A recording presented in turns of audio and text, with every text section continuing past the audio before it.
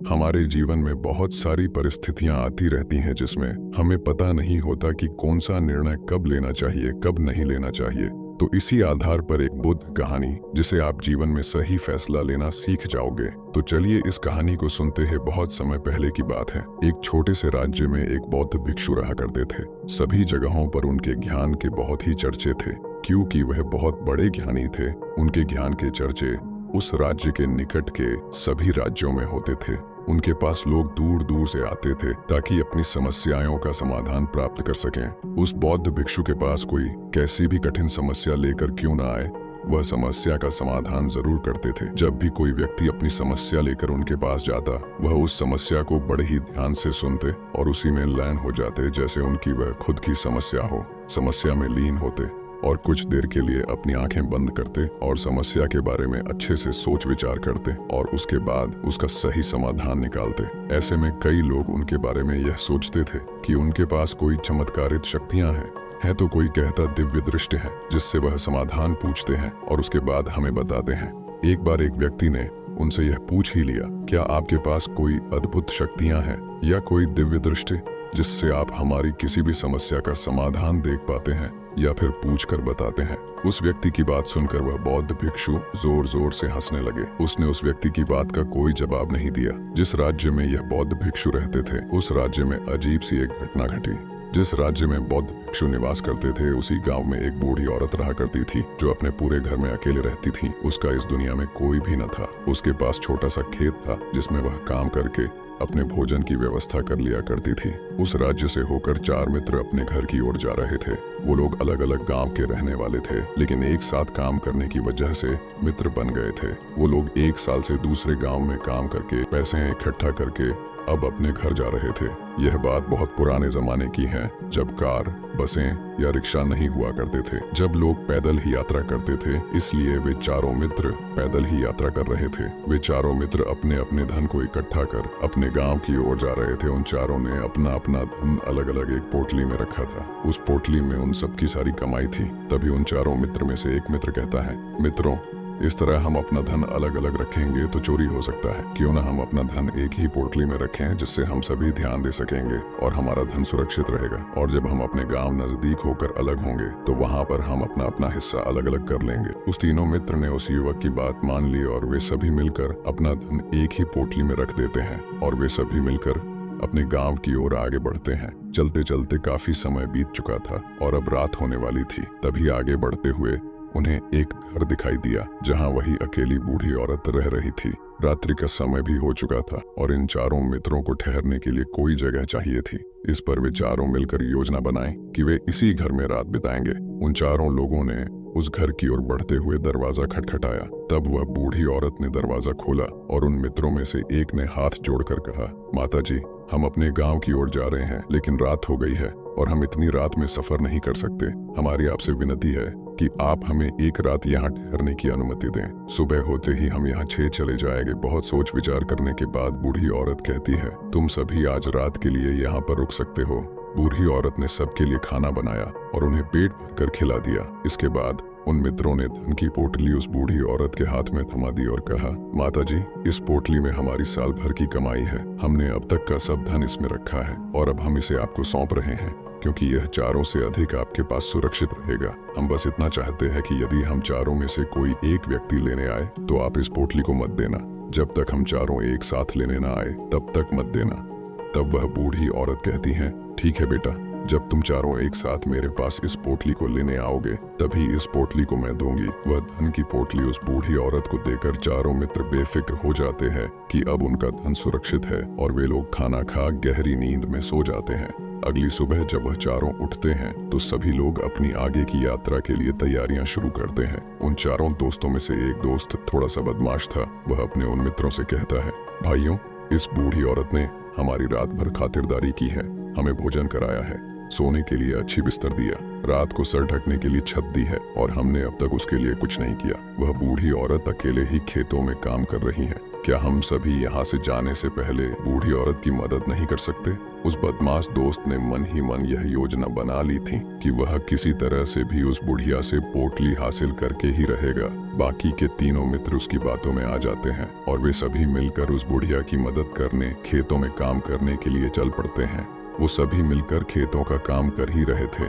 काफी देर काम करने के बाद वह बदमाश दोस्त अपने बाकी तीनों मित्रों से कहता है, मित्र मुझे जोरों की प्यास लग गई है, मैं जरा उस बूढ़ी औरत से पानी मांग कर लाता हूँ। वह बाकी मित्र भी अब काफी थक चुके थे, उन्हें भी जोरों की प्यास लगी थी, इसलिए वह तीनों मित्र उसे वहाँ से जाने के लिए कह देते हैं, साथ में पानी लाने को कहते हैं। जैसे ही वह बदमाश दोस्त उस बूढ़ी औरत के पास पहुँचता है, वह उस बूढ़ी औरत से कहता है, माता जी अब हम यहाँ से जा रहे हैं, कृपया करके हमारे धन की पोटली वापस दे दें। इस पर वह औरत कहती है, नहीं नहीं, जब तक तुम चारों एक साथ ना हो तब तक मैं वह पोटली किसी को नहीं दे सकती। तुम्ही ने कहा था कि जब तक हम चारों एक साथ ना हो तब तक ये पोटली किसी को नहीं देनी है। तभी वह बदमाश उन तीनों की तरफ इशारा करते हुए कहता है, ठीक है तो बाकी के तीनों मित्रों से भी पूछ लेते हैं। बदमाश मित्र का इशारा जब उन तीनों मित्रों ने देखा तो उन तीनों से सोचा कि हमारा मित्र हमारे लिए पानी लाना चाहता है, इसलिए वह हमसे आज्ञा मांग रहा है। तभी उन तीनों मित्रों ने इशारे में कहा, ठीक है ले आओ ये देख। उस बुढ़िया को यह लगने लगा कि अब चारों यहाँ से जा रहे हैं और यह अपनी पोटली मांग रहे हैं, इसलिए बुढ़िया ने पोटली लाकर उस बदमाश दोस्त के हाथ में रख दी। उस बदमाश दोस्त ने पोटली को हाथ में रखा और पीछे के रास्ते से वहां से चला गया और बाकी के तीन मित्र कामों में व्यस्त रह गए। कुछ देर बाद जब वह खेतों में काम करके बुढ़िया के पास लौटते हैं और बुढ़िया से कहते हैं, माताजी हमारा मित्र अभी पानी लेने के लिए आया था, कहाँ गया? इस पर वह बुढ़िया कहती है, क्या वह पानी पीने आया था? पर वह तो कह रहा था कि हम चारों जा रहे हैं, कृपया करके हमारी धन की पोटली हमें थमा दे। तीनों बड़े हैरान होकर उस बुढ़िया से कहते हैं, माताजी भला हमने कब कहा कि हम पोटली मांगे हैं? हमें तो प्यास लगी थी, हमने पानी के लिए इशारा किया था। तभी बूढ़ी औरत उन तीनों से कहती है, परंतु अब तो वह पोटली लेकर जा चुका है। तभी वह तीनों मित्र माथा पकड़कर रोने लगते हैं और कहते हैं, माताजी उसमें हमारा सारा कमाया हुआ धन था, वह अकेले लेकर भाग चुका है। हमने तो आपको कहा था कि जब तक हम चारों एक साथ ना आए तब तक आपको वह पोटली किसी को नहीं देनी है, फिर आपने ऐसा क्यों किया? इसमें तो सरासर आप ही की गलती है। हमने आपको उस पोटली की हिफाजत के लिए दिया था और आपने उसे एक ऐसे हाथ में दिया जिसने हमारा सारा धन लूट लिया। हम बर्दाश्त नहीं करेंगे, हम राजा के पास जाएंगे और राजा से आपकी शिकायत करेंगे, न्याय की मांग करेंगे। अब तो इस बात का फैसला राजा ही करेंगे। तीनों नौजवान क्रोधित होकर राजा के दरबार में पहुंच जाते हैं और अपनी सारी समस्या उस राजा को बता देते हैं। जब वह राजा उन तीनों नौजवानों की बातें ध्यानपूर्वक सुनता है तो वह तुरंत ही बुढ़िया को राज्य दरबार में पेश होने की आदेश देता है। राजा के आदेश पर राजा के सैनिक तुरंत ही उस बुढ़िया को राज्य दरबार में पेश करते हैं और राजा भरी दरबार में उस बुढ़िया को दोषी करार कर देते हैं और कहते हैं कि तुम्हें वह पोटली उस अकेले व्यक्ति को नहीं देनी चाहिए, जब उन्होंने तुमसे कहा था कि जब तक वह चारों एक साथ उस पोटली को लेने ना तब तक तुम्हें वह धन किसी को नहीं देना चाहिए। इसमें तुम्हारी गलती और अब तुम्हें हर जाना भरना पड़े, तुम्हें इनका धन लौटना हो। राजा का यह आदेश सुनकर बूढ़ी औरत फूट फूट कर रोने लगती है और राजा ने मदद की गुहार लगाती और कहती है, हे राजा, मैं तो एक बूढ़ी औरत और मेरे पास इतना धन नहीं और न ही मेरे घर में कोई ऐसा नहीं है जो धन कमाता। मेरे पास इतना धन नहीं है कि मैं लौटा सकूं। मैं तो अकेली हूँ, बेसहारा, कृपया करके मुझ पर रहम कर। लेकिन राजा उस औरत की एक नहीं सुन और वह औरत रोते हुए अपने घर की ओर जा रही।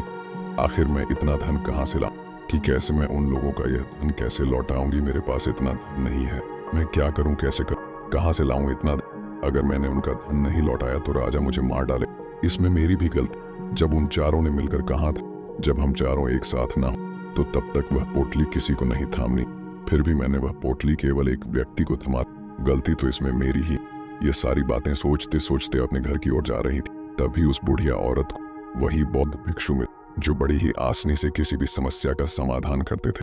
तब बौद्ध भिक्षु बुढ़िया औरत से पूछते, क्या बात है बेटी, क्यों परेशान हो और रो रही हो? इस बात पर वह बुढ़िया संत को सारी बातें बता देती। उसके बाद कहती हैं, हे महाराज, इसमें गलती तो मेरी ही है। उन्होंने ने तो कहा ही था जब तक हम चारों एक साथ ना आए तब तक पोटली किसी एक को मत देना, लेकिन मेरी बुद्धि भ्रष्ट हो गई थी जो मैंने पूरा धन किसी एक व्यक्ति को दे दिया और वह उनका सारा धन लेकर चला गया। लेकिन अब मुझे समझ नहीं आ रहा है कि मैं इतना धन कहाँ से लाऊं और कैसे जुटाऊं।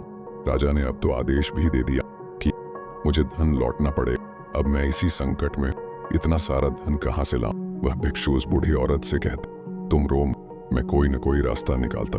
इतना कहकर वह संत वहीं पर बैठ जाते और कुछ देर के लिए आंखें बंद करके सोचते और मौन रहकर समस्या का समाधान निकालते हैं। बहुत सोचने के बाद वे आंखें खोलते हैं और कहते, बेटी, राजा का फैसला गलत है। तुमने जो किया उसमें तुम्हारी कोई गलती नहीं है। ये सुनकर बुढ़िया एकदम चुप सी हो गई और सोचने लगी, आखिर राजा का फैसला कैसे गलत हो सकता है? वह तो सबका न्याय करते, तो मेरे साथ गलत कैसे कर सकते? उस संत और बुढ़िया की बात आसपास खड़े सभी लोग सुन रहे थे। वे लोग भी अचरज में थे कि राजा का फैसला कैसे गलत हो सकता है। उनकी बातें सुन रहे वहां खड़े लोग बोले, राजा कैसे गलत हो सकते हैं? इस बुढ़िया ने ही गलती की, चारों का धन एक को ही दे दी। ऐसे में इस बुढ़िया को उनका धन तो लौटना ही चाहिए। तभी वह संत उस बूढ़ी औरत से कहते हैं, जाओ और राज दरबार में कह, आपका फैसला गलत है।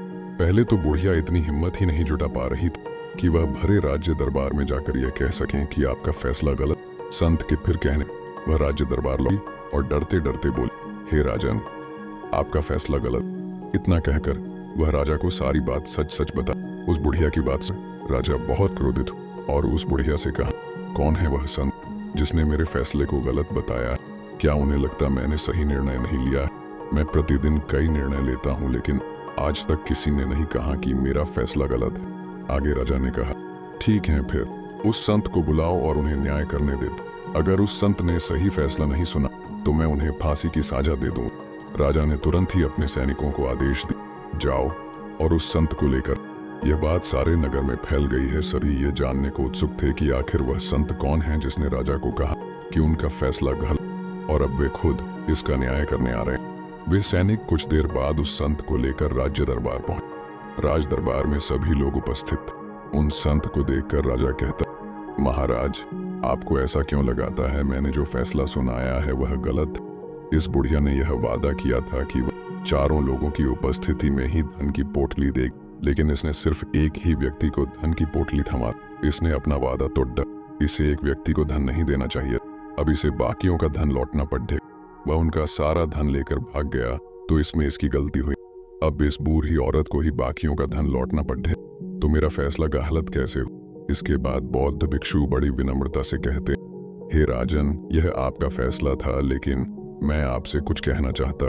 इस पर राजा कहते, ठीक है, कहिए, आप क्या कहना चाहते?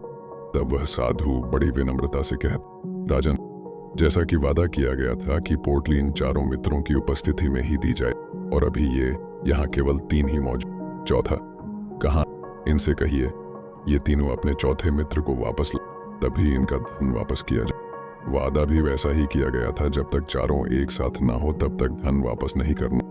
अगर यह बूढ़ी औरत धन लौटा देती है तो अपना वादा तोड़ दें, यह भी तो सही नहीं। यदि आप चाहते हैं इनका धन वापस लौटाया जाए तो इनसे कहिए पहले और अपने मित्र को वापस। उस राज्य दरबार में बैठ सभी लोग इस फैसले को सुनकर बहुत ही खुश और संत की हाँ में हाँ मिलाने लगे। सभी उस संत की समझदारी की तारीफ भी। राजा तुरंत ही उस संत के सामने सर झुका ले और हाथ जोड़कर कह, हे महाराज, आपका यह फैसला इतना सही कैसे हो सकता? आखिर यह बात मेरे दिमाग में आया क्यों? मैंने इस बात को लेकर इस तरह सोचा क्यों?